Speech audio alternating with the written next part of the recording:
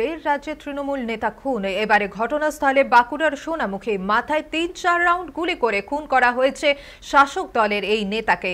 মৃতের নাম সেকেন্দার খান ওরফে শায়ক শেখ।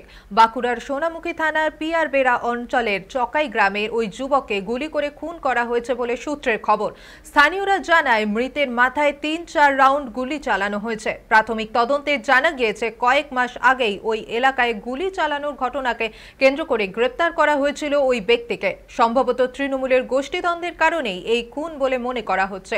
কারণ ঘটনায় 2 জন তৃণমূল কর্মীকে আটক করা হয়েছে। স্থানীয় সূত্রে জানা গিয়েছে এলাকায় তৃণমূলের গুরুত্বপূর্ণ নেতা হিসেবে পরিচিত ছিল ওই যুবক।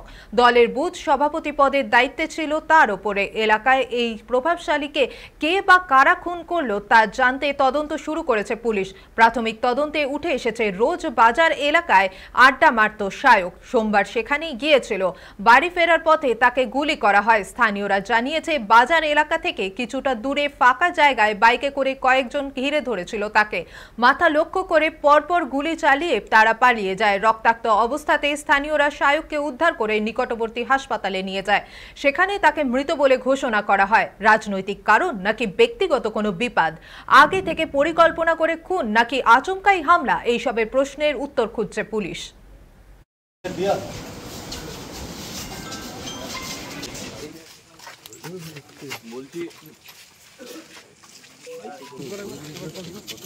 আমার জামাইদা দীর্ঘদিন ধরে টিএমসি পার্টি করে, বুঝতে পেরেছেন।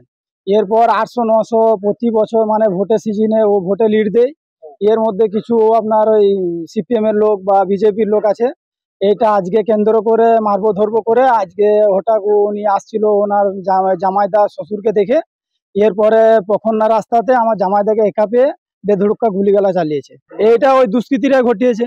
যেহেতু টিএমসি পার্টি করে সেই হিসাবে ওকে তো আগামী কিছুদিনের মধ্যে ভোট আসছে 26-এ, তাহলে একে যদি মানে শেষ করে দিয়ে যায় তাহলে আর ভোটের ইটা কমে যাবে। হ্যাঁ রাজনৈতিক, হ্যাঁ রাজনীতি। এবারে সিপিএমও আছে, বিজেপিও আছে। ওই যে বুথ চকাই বুথ পিয়ারবেড়া অঞ্চল, এই অঞ্চল বারবার তৃণমূল কংগ্রেস একটা শক্ত জায়গায় রাখে। 800-900 অধিক ভোটে এই অঞ্চলের এই বুথ আমরা জিতি।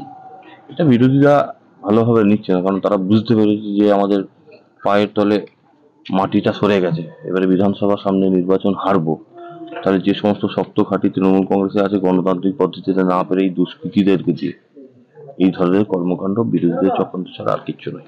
আমরা যেটা মনে করছি, দেখুন এখানে একটা গলা ধরাধরির ব্যাপার আছে। সিপিএম বিজেপি যৌথভাবেই কিন্তু এরা পৌরসভাতেও লড়াইয়ের জায়গায় ভূমিকাতে ছিল। বিগত পঞ্চায়েত নির্বাচনেও যৌথভাবে আমরা আন্দোলন করতে দেখেছি। আমার বিধানসভাতেও সলা পরামর্শ করে তারা এই কুকীর্তি বা এই দুর্ঘটনা ঘটাতে তারা দুষ্কৃতীদের মদত দিয়েছে। সারা পশ্চিমবাংলা জুড়ে হচ্ছে তৃণমূল কংগ্রেসের, এবং পরে যখন এফআইআর হচ্ছে, পুলিশ অ্যারেস্ট করছে, তখন কিন্তু তৃণমূল কংগ্রেসেরই কর্মীদেরকে অ্যারেস্ট করছে।